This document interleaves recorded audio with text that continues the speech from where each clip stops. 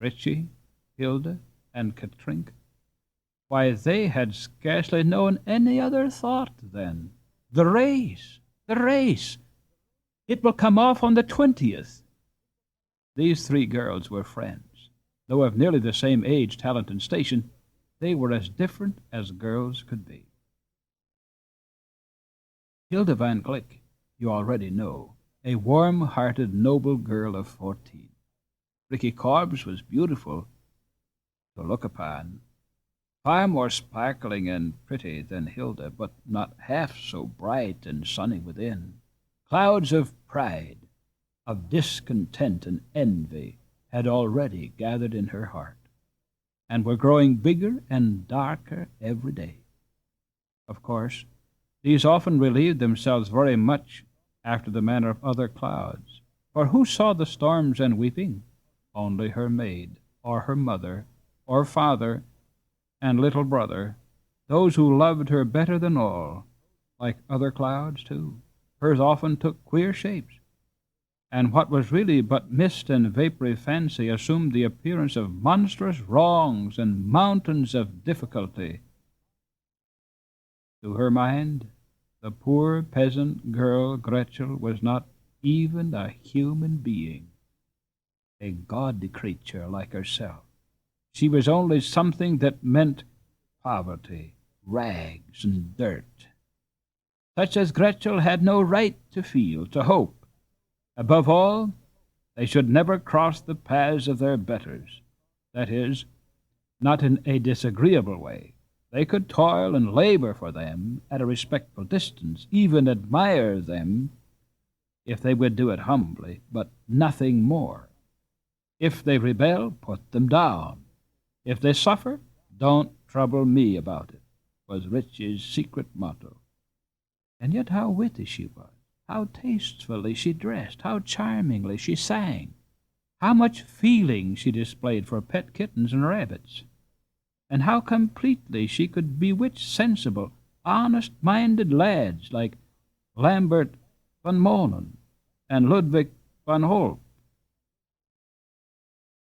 Karl was too much like her within to be an earnest admirer, and perhaps he suspected the clouds.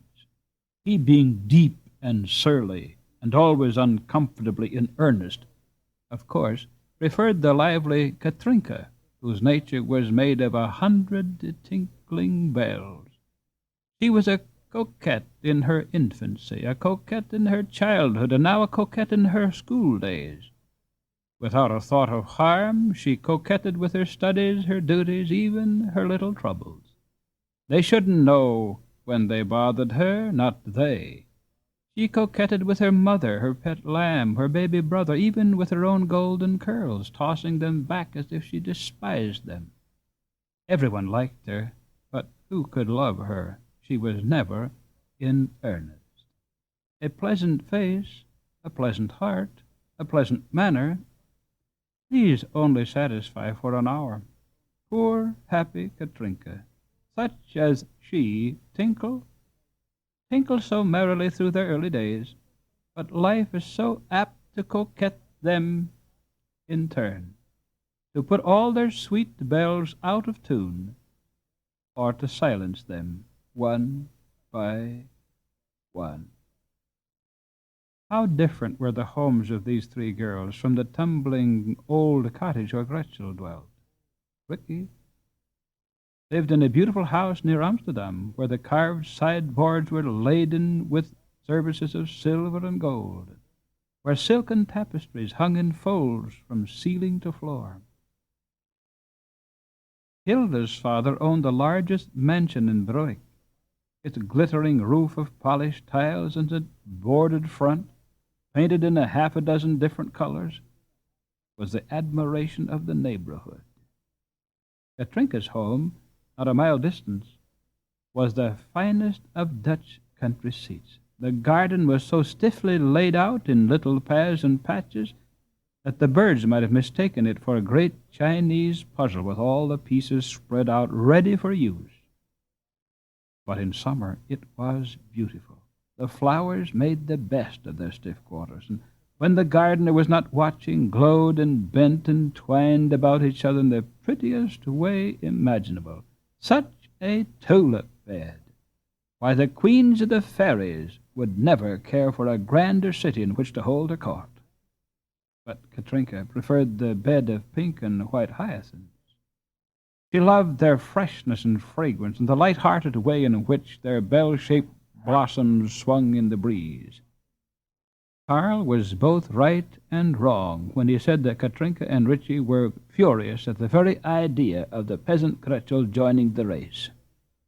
He had heard Ritchie declare it was disgraceful, shameful, too bad, which in Dutch, as in English, is generally the strongest expression an indignant girl can use, and he had seen Katrinka nod her pretty head and heard her sweetly echo, shameful, too bad, as nearly like Ritchie as tinkling bells can be like the real voice of anger. That had satisfied him.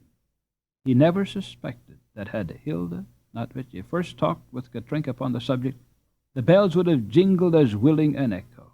She would have said, "Certainly, let her join us," and was skipped off, thinking no more about it. But now, Katrinka, with sweet emphasis, pronounced it a shame that a goose girl, a forlorn little creature like Gretel, should be allowed to spoil the race. Ritchie, being rich and powerful, in a schoolgirl way, had other followers besides Katrinka, who were induced to share her opinions because they were either too careless or too cowardly to think for themselves. Poor little Gretel. Her home was sad and dark enough now. Raff Brinker lay moaning upon his rough bed, and his Frau, forgetting and forgiving everything, bathed his forehead, his lips, weeping and praying that he might not die. Hans, as we know, had started in desperation for Leiden to search for Dr. Boykman and induce him, if possible, to come to their father at once. Gretel, filled with a strange dread, had done the work as well as she could, wiped the rough brick floor, brought peat to build up the slow fire, and melted ice for her mother's use. This accomplished, she seated herself upon a low stool near the bed and begged her mother to try and sleep a while. "You're so tired," she whispered. "Not once have you closed your eyes since that dreadful hour last night. See, I have straightened the willow bed in the corner and spread everything soft upon it I could find, so that the mother might lie in comfort. Here is your jacket. Take off that pretty dress. I folded away very carefully and put it in the big chest before you go to sleep." Dame Brinker shook her head without turning her eyes from her husband's face. "I can watch, mother," urged Gretel, "and I'll wake you every time the father stirs. You're so pale and your eyes are so red. Oh, mother, do." The child pleaded in vain. Dame Brinker would not leave her post.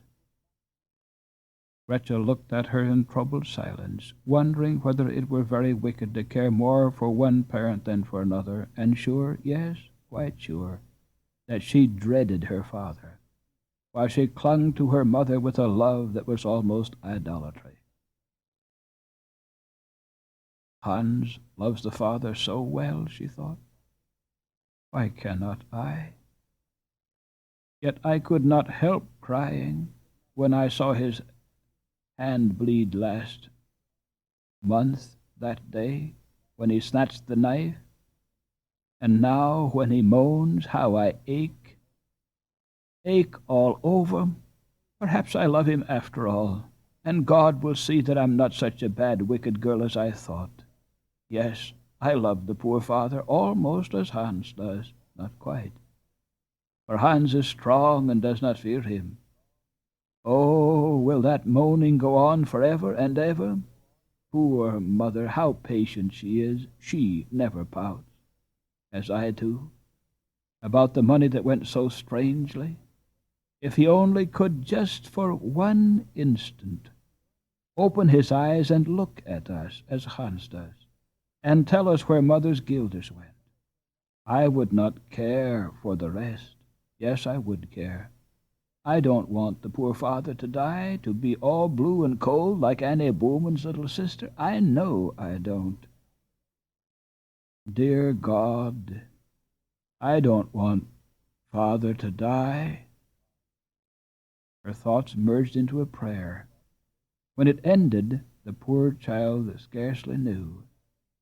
Soon she found herself watching a little pulse of light at the side of the fire, beating faintly but steadily, showing that somewhere in the dark pile there was warmth and light that would overspread it at last. A large earthen cup filled with the burning peat stood near the bedside. Gretel had placed it there to stop the father's shivering, she said. She watched it as it sent a glow around the mother's form, tipping her faded skirt with light and shedding a sort of newness over the threadbare bodice. It was a relief to Gretel to see the lines in that weary face soften as the firelight flickered gently across it. Next, she counted the window panes, broken and patched as they were, and finally, after tracing every crack and seam in the walls, fixed her gaze upon a carved shelf made by Hans. The shelf hung as high as Gretel could reach. It held a large leather-covered Bible with brass clasps, a wedding present to Dame Brinker from the family at Heidelberg. Ah, how handy Hans is. If he were here, he could turn the father some way so the moans would stop. Dear, dear, if this sickness lasts, we shall never skate any more. I must send my skates back to the beautiful lady. Hans and I will not see the race. And Gretel's eyes, that had been dry before, grew full of tears. Never cry, child, said her mother soothingly. This sickness may not be as bad as we think. The father has lain this way before. Gretel sobbed now. Oh, mother, it is not that alone. You do not know all. I am very, very bad and wicked. You, Gretel, you, so patient and good. And a bright, puzzled look beamed for an instant upon the child. Hush, Bobby. You'll wake him. Gretel hid her face in her mother's lap and tried not to cry. Her little hand, so thin and brown, lay in the coarse palm of her mother's, creased with many a hard day's work. Ricky would have shuddered to touch either, yet they pressed warmly upon each other. Soon Gretel looked up with that dull, homely look which they say poor children in shanties are apt to have, and with a trembling voice, "The father tried to burn you. He did. I saw him. And he was laughing." Hush, child. Father's words came so suddenly and sharply that Ralph Brinker, dead as he was to all that was passing around him, twitched slightly on the bed. Gretel said no more, but plucked drearily at the jagged edge of a hole in her mother's holiday gown. It had been burnt there. Well for Dame Brinker that the gown was woolen. Refreshed and rested, our boys came forth from the coffee-house just as the big clock in the square, after the manner of certain Holland timekeepers, was striking 2 with its half-hour bell for 2:30. The captain was absorbed in thought, at first, for Hans Brinker's sad story still echoed in his ears. Not until Ludwig rebuked him with a laughing, "Wake up, grandfather!" did he resume his position as gallant boy leader of his band. "Ahem! This way, young gentlemen." They were walking through the city, not on a curbed sidewalk, for such a thing is rarely found in Holland, but on the brick pavement that lay on the borders of the cobblestone carriageway without breaking its level expanse. Haarlem, like Amsterdam, was gayer than usual in honor of St. Nicholas. A strange figure was approaching them. It was a small man dressed in black, with a short cloak. He wore a wig and a cocked hat, from which a long crape streamer was flying. Who goes here?" cried Ben. "What a queer-looking object." "That's an anspreaker," said Lambert. "Someone is dead." "Is that the way men dress in mourning in this country?" "Oh, no, no. The anspreaker attends funerals, and it is his business when anyone dies to notify all the friends and relatives." "Oh, what a strange custom." "Well," said Lambert, "we needn't feel very badly about this particular death, for I see another man has lately been born to the world to fill up the vacant place." Ben stared. "What do you mean? What do you know about that?" "Don't you see that pretty red pincushion hanging on yonder door?" said Lambert in return. "Yes." "Well, that's a boy." "A boy? What do you mean?" "I mean that here in Harlem, whenever a boy is born, the parents have a red pincushion put out at the door. If our young friend had been a girl instead of a boy, the cushion would have been white. In some places they have much more fanciful affairs. And even among the very poorest houses, you will see a bit of ribbon tied on the door latch." "Look!" screamed Ben. "There is a white cushion at the door of that double-jointed house with a funny roof." "I don't see any house with a funny roof." "Oh, of course not," said Ben. "I forget you're native. But all the roofs are queer to me, for that matter. I mean the house next to that green building." "True enough. There's a girl." "I tell you what, Captain," called out Lambert, slipping easily into Dutch, "we must get out of this street as soon as possible. It's full of babies. They'll set up a squall in a moment." The captain laughed. "I shall take you to hear better music than that," he said. "We are just in time to hear the organ of St. Bavon. The church is open today." "What? The great Harlem organ?" asked Ben. "That will be a treat indeed. I've often read of it, with his tremendous pipes and his vox humana that sounds like a giant singing." "The same," answered Lambert one moment. Peter was right. The church was open, though not for religious services. Someone was playing upon the organ. As the boys entered, a swell of sound rushed forth to meet them. It seemed to bear them one by one into the shadows of the building. Louder and louder it grew until it became like the din and roar of some mighty tempest, or like the ocean surging upon the shore. In the midst of the tumult, a tinkling bell was heard. Another answered, then another, and the storm paused as if to listen. The bells grew bolder. They rang out loud and clear. Other deep-toned bells joined in. They were tolling in solemn concert.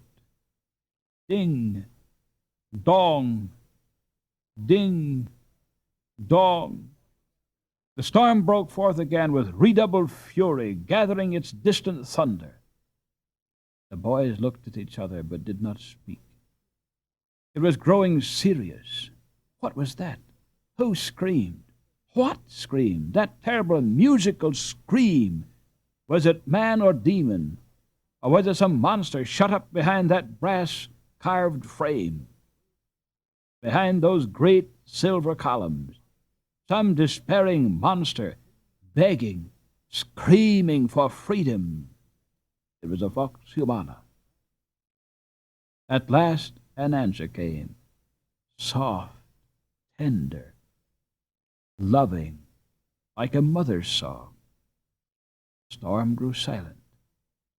Hidden birds sprang forth, filling the air with glad, ecstatic music, rising higher and higher until the last faint note was lost in the distance. Vox humana was still.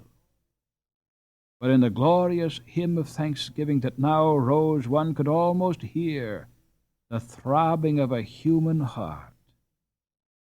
What did it mean? That man's imploring cry should in time be met with deep content. that gratitude would give us freedom? To Peter and Ben it seemed that the angels were singing. Their eyes grew dim, and their souls dizzy with a strange joy. At last, as if borne upward by invisible hands, they were floating away on the music, all fatigue forgotten, and with no wish but to hear forever those beautiful sounds. When suddenly Van Holt's sleeve was pulled impatiently, and a gruff voice beside him asked, "How long are you going to stay here, Captain, blinking at the ceiling like a sick rabbit? It's high time we started." "Come, man, let's go," said Carl, giving the sleeve a second pull. But Peter turned reluctantly. He would not detain the boys against their will. All but Ben were casting rather reproachful glances upon him. "Well, boys," he whispered, "we will go. Softly now." "That's the greatest thing I've seen or heard since I've been in Holland," cried Ben enthusiastically as soon as they reached the open air. "It's glorious." Ludwig and Carl laughed slyly at the English boys' volatile or gibberish. Jacob yawned. Peter gave Ben a look that made him instantly feel that he and Peter were not so very different after all, though one hailed from Holland and the other from England. And Lambert, the interpreter, responded with a brisk, "You may well say so. I believe there are 1 or 2 organs nowadays that are said to be as fine. But for years and years this organ of St. Bavon was the grandest in the world." "Do you know how large it is?" asked Ben. "I noticed that the church itself was very high, and that the organ filled the end of the great aisle almost from floor to roof." "That's true," said Lambert. "How superb the pipes looked, just like grand columns of silver. They're only for show, you know. The real pipes are behind them, some big enough for a man to crawl through, and some smaller than a baby's whistle. Well, so for size, the church is higher than Westminster Abbey, to begin with. And as you say, the organ makes a tremendous show even then. Father told me last night that it is 108 feet high, 50 feet broad, and has over 1,000 pipes. It has 64 stops, if you know what they are. I don't. And 3 keyboards." "Good for you," said Ben. "You have a fine memory. My head is a perfect colander for figures. They slip through as fast as they're poured in. But other facts and historical events stay behind. That's some consolation." "There we differ," returned Van Moonen. "I'm great on names and figures, but history, take it all together, seems to me to be the most hopeless kind of jumble."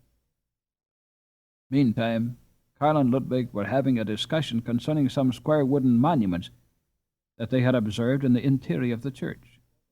Ludwig declared that each bore the name of the person buried beneath, and Carl insisted that they had no names, but only the heraldic arms of the deceased painted on a black background, with the date of the death in gilt letters.